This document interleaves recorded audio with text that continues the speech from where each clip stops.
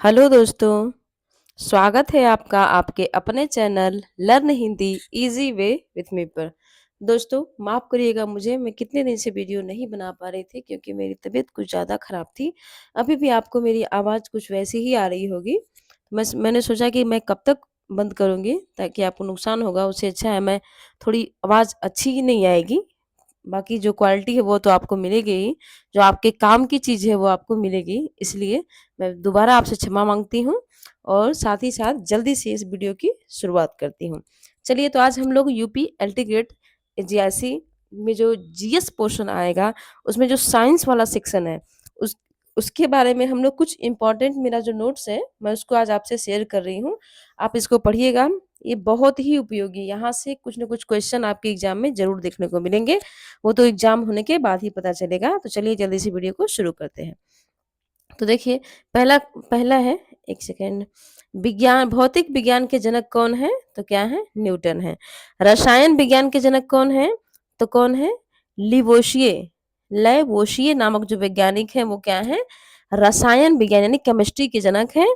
और फिजिक्स के जनक कौन है? न्यूटन है। ये बात आप याद रखिएगा। और जीव विज्ञान यानी बायोलॉजी के जनक कौन है?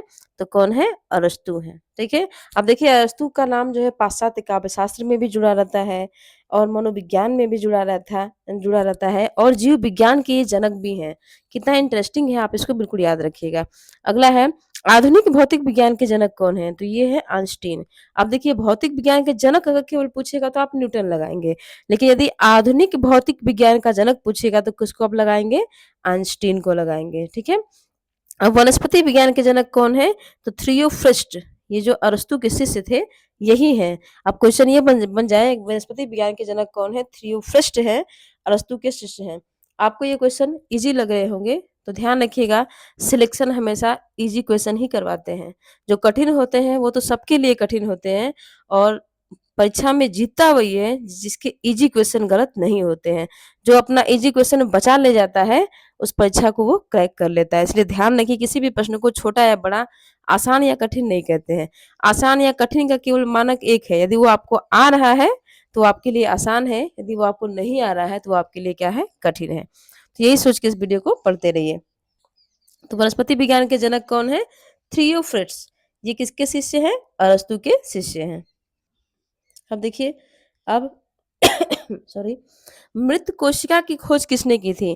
तो सर्वप्रथम रॉबर्ट हुक ने 1665 ईस्वी में, कब? 1665 ईस्वी में मृत कोशिका की खोज की थी। रॉबर्ट हुक को कोशिका विज्ञान का जनक कहा जाता है, आप याद रखिएगा। मृत कोशिका की खोज किसने की थी? रॉबर्ट हुक ने की थी। कब की थी? 1665 ईस्वी में की थी। और रॉबर्ट हुक को ही कोशिका विज्ञान का जनक कहा जाता है। आगे हम बढ़ते हैं। एंटोनी वॉन लीवेनहॉक ने सर्वप्रथम जीवित कोशिका की खोज की थी। अब मृत कोशिका की खोज अगर पूछेगा तो कौन है? Robert Hooke. कब किया था?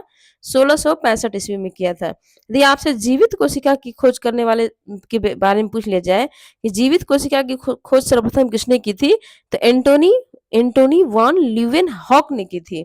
आप याद रखिएगा। अब विश्व की सबसे बड़ी कोशिका किसकी होती है? तो शुतुरमुर्ग का अंडा होता है। विश्व की सबसे बड़ी कोशिका कौन है? शुतुरमुर्ग का अंडा। आगे बढ़ते हैं। विश्व की सबसे छोटी कोशिका कौन है? तो माइकोप्लाज्मा। याद रखिएगा, यदि विश्व की बड़ी कोशिका पूछेगा तो शुतुरमुर्ग का अंडा, और विश्व की सबसे छोटी कोशिका पूछेगा तो माइकोप्लाज्मा। आगे बढ़ते हैं।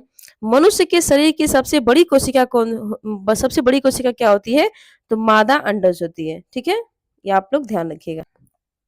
चलिए देखते हैं, मनुष्य के शरीर की सबसे बड़ी कोशिका क्या होती है? तो मादा मादा अंडाणु होती है। इसको आप ध्यान रखिएगा। मनुष्य के शरीर की सबसे छोटी कोशिका क्या होती है? तो ग्रैन्यूल कोशिका होती है, जो कि मस्तिष्क में पाई जाती है। आगे बढ़ते हैं। मानव की सबसे बड़ी कोशिका क्या होती है?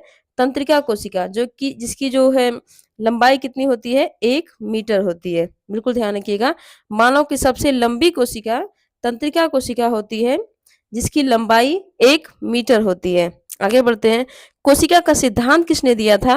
तो स्लाइडेन एंड स्वान ने दिया था। स्लाइडेन एंड स्वान नाम के मनोवैज्ञानिक थे, इन्होंने कोशिका का सिद्धांत दिया हुआ है। अगले बढ़ते हैं।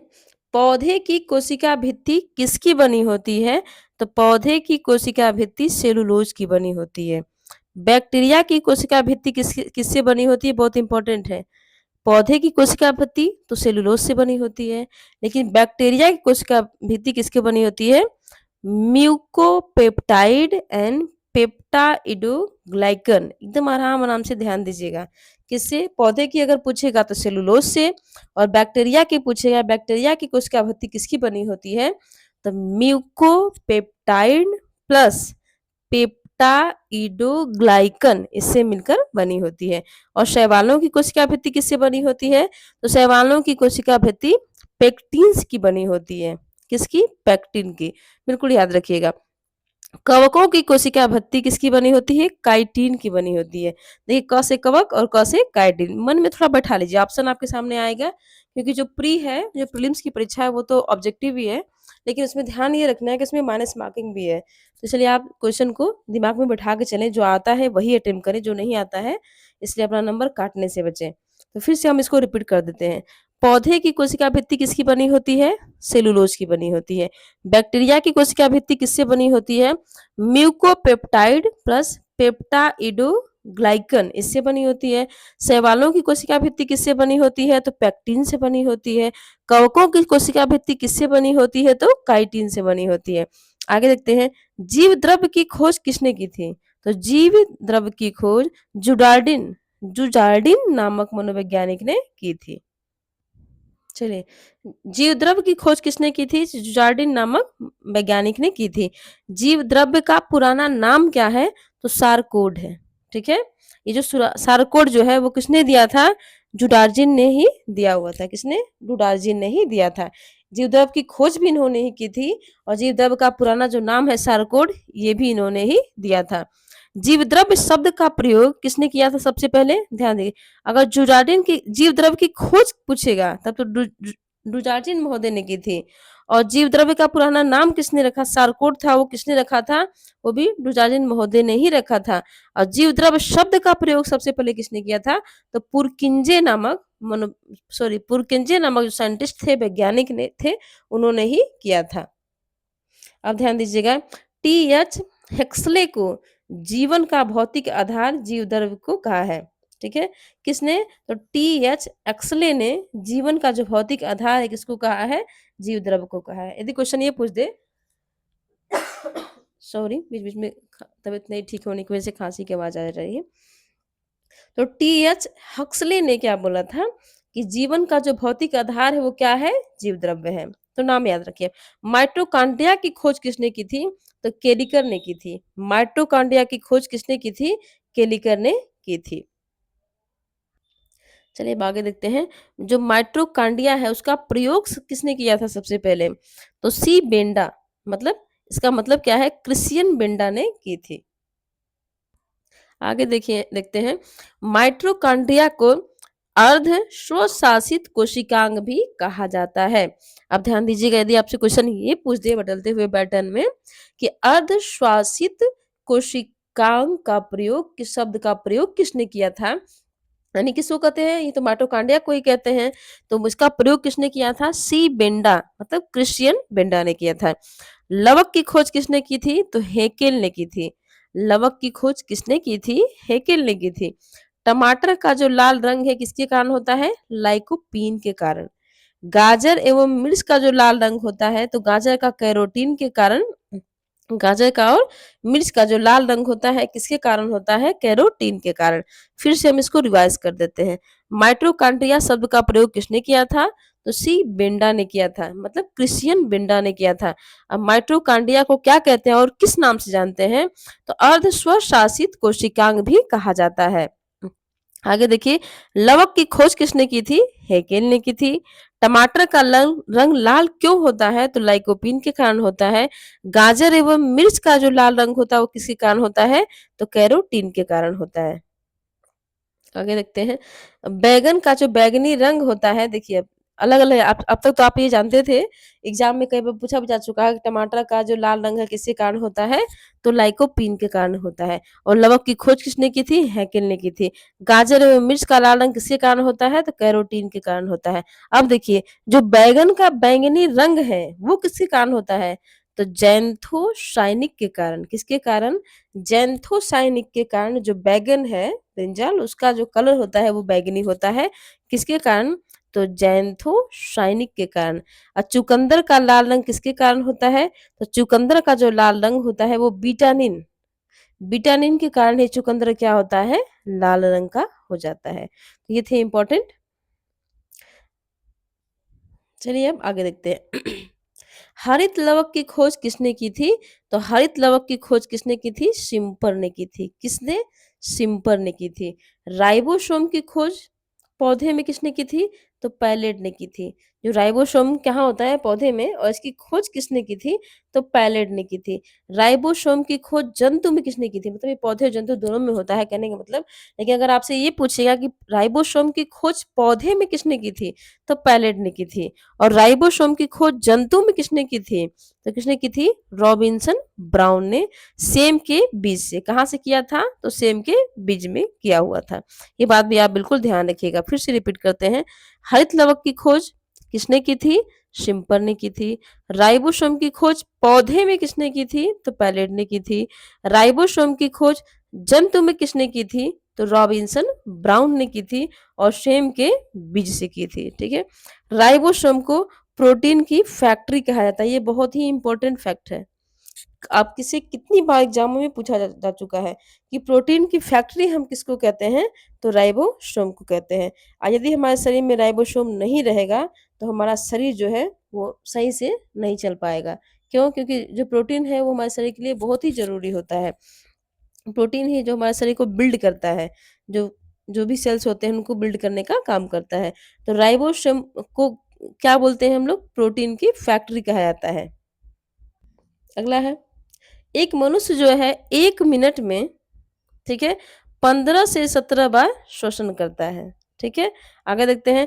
डब्ल्यूबीसी श्वेत रक्त कणिकाएं की संख्या बढ़ने से क्या होता है? ब्लड कैंसर हो जाता है। किसी व्यक्ति को ब्लड कैंसर होता है तो किस कारण होता है? क्योंकि उसके शरीर में जो डब्ल्यूबीसी की संख्या है वो क्या होती है? बढ़ जाती है। आगे देखते हैं। डब्ल्यूबीसी की संख्या यदि घटती है तो क्या होता है? तो ल्यूकोपीनिया होता है। ध्यान रखिएगा। यदि डब्ल्यूबीसी यानी श्वेत रक्त कणिकाएं, यदि इनकी जो संख्या है वो बढ़ जाएगी तो ब्लड कैंसर होगा। और डब्ल्यूबीसी की संख्या यदि घट जाएगी तो आपको ल्यूकोपीनिया हो जाएगा। और डब्ल्यूबीसी को का जो जीवन काल होता है कितना होता है? 12 से 13 दिन होता है। फिर मैं फिर से रिपीट कर देती हूँ। डब्ल्यूबीसी की संख्या यदि आपके शरीर में बढ़ जाती है तो क्या होगा? ब्लड कैंसर होगा। और डब्ल्यूबीसी की संख्या यदि घट जाती है तो क्या होगा? ल्यूकोपीनिया होगा। और डब्ल्यूबीसी का जो जीवन काल होता है वो क्या होता है? 12 से 13 दिन। मतलब 12 से 13 दिन के बाद ये बनना स्टार्ट होते हैं, नए-नए बनने लगते हैं।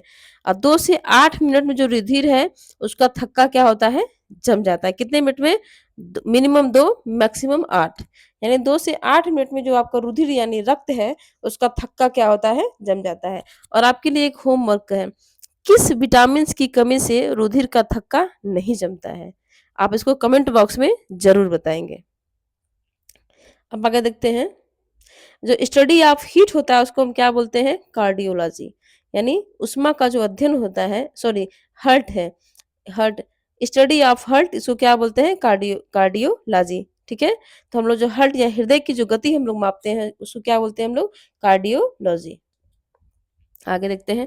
लैंड स्टीनर ने ए, बी और ओ रक्त समूह की खोज की, जबकि ए बी जो रक्त समूह है उसकी खोज किसने की थी? डी कैंस्टेलो। किसने? डी कैंस्टेलो ने। जो ब्लड ग्रुप होते हैं हमारे कितने होते हैं? 4। किसी का ए होता है, किसी का बी होता है, किसी का ओ होता है, और किसी का क्या होता है? ए बी होता है। ठीक है। तो आप तो अगर पूछिए कि रक्त समूह की खोज किसने की थी? ए, बी और ओ की, तो लैंड स्टीनर ने की थी। और किस बंदर पे की थी? तो जीसस नामक, सॉरी, वो तो आरएच फैक्टर की बात करेगा। तो रीसस नामक बंदर पे ही आरएच फैक्टर की खोज हुई थी। जो आरएच फैक्टर है, इसी कारण जो हमारा हम लोग लिखते हैं ना, ब्लड मेरा ए पॉजिटिव, बी पॉजिटिव, तो मेरा क्या है? Be positive. आप इसी तरह आप जो जो प्लस का निशान देते हैं वो क्या होता है? आरएच फैक्टर होता है।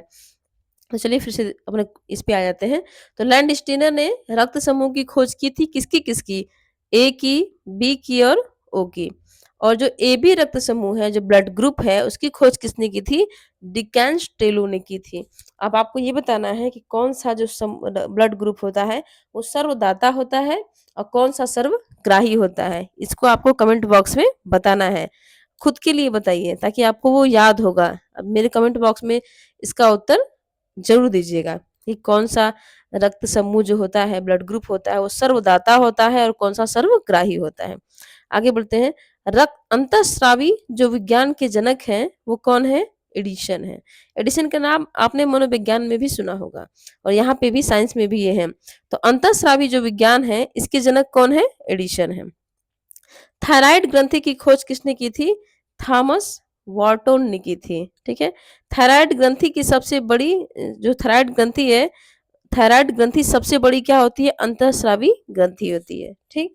तो फिर से मैं रिवाइज कर देती हूँ। लैंडस्टेनर ने जो ब्लड ग्रुप है ए, बी और ओ की खोज की थी और ए बी की जो ब्लड ग्रुप है उसकी खोज किसने की थी? डिकेंस टेलो ने की थी। अगला देखते हैं। अंतःस्रावी जो विज्ञान के जनक है वो कौन है? एडिशन है। आगे देखते हैं। थायराइड ग्रंथि की खोज किसने की थी? तो थॉमस वॉर्टन ने किया था। थायराइड ग्रंथि सबसे बड़ी क्या है? अंतःस्रावी ग्रंथि है। चलिए इस वीडियो में इतना ही। वीडियो देखने के लिए धन्यवाद। यदि आपको ये वीडियो अच्छा लगा हो तो प्लीज़ लाइक करें, शेयर करें, सब्सक्राइब करें और ऐसी ही वीडियो पाने के लिए मेरे चैनल को फॉलो करें। और यदि अगर आप चाहे देखिए इस चैनल पे मैं आपका टाइम बिल्कुल किल नहीं करती हूँ क्योंकि मैं भी प्रतियोगी परीक्षा देने के बाद ही इस पद पे आई हूँ। तो मैं जानती हूँ कि टाइम कितना कितना मूल्यवान होता है। समय को मतलब कैसे मैनेज करना है। तो मैं आप जब भी देखते होंगे जब मेरा कोई वीडियो देखिए आप, मैं किसी भी वीडियो में आपसे फालतू बात नहीं करती हूँ, केवल आपके काम की बात करती हूँ। जितने समय में आप इसको पढ़ सकते हैं, उतने ही समय में आपको पढ़ा देती हूँ, आपकी हेल्प कर देती हूँ। तो प्लीज़ मैं आपसे बस केवल ये आशा करती हूँ कि आप मेरे चैनल को सब्सक्राइब करें, लाइक करें, शेयर करें। धन्यवाद।